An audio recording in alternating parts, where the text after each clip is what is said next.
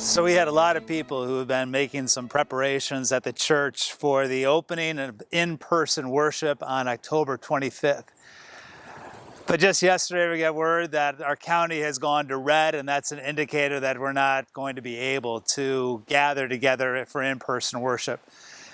We had many people working with process and plans and have done just an amazing job to get us kind of ready and training volunteers who are ready. And so we are ready. When the time comes, when we go back to Orange, we will be prepared for that time. But right now, it's kind of on hold when we will gather back in-person worship, but we'll continue to live stream and making sure people are invited to be a part of that experience and worship. So we are all together in this, though our plans have kind of shifted. And I think we know in this pandemic what that feels like. You start setting a course of things you want to do and places you want to go and people you want to meet with, and all of a sudden things change. And how are we doing in that kind of shift?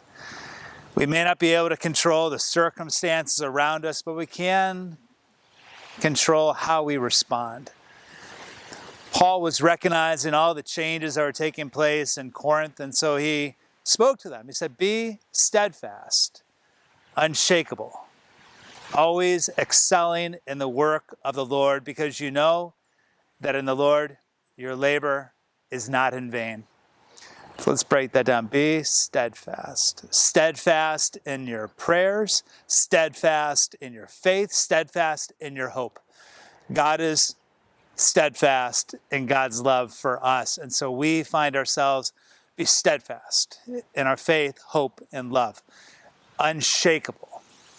If God is around us and within us, remaining the head of the church and Lord of our lives, then we don't need to be shaken by the circumstances. Be steadfast, unshakable, always excelling in the work of the Lord. So ask yourself, what work has the Lord entrusted to you? Is there work? Is there service?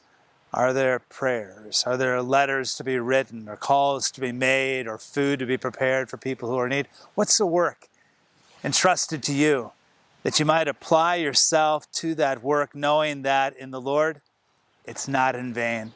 All of our preparation, it's not in vain. It will happen. We will get back into worship.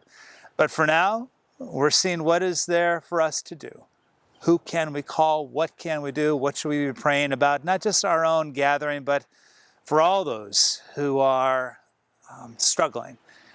And they're having a hard time being steadfast. And they do feel themselves shaken and having a hard time excelling. We need to be on the lookout for who we can bless, who we can support, because we are all in this together, and you are so important in the life and witness of our congregation. So thank you for your fortitude, for your prayers, for being one congregation under the Lord our God.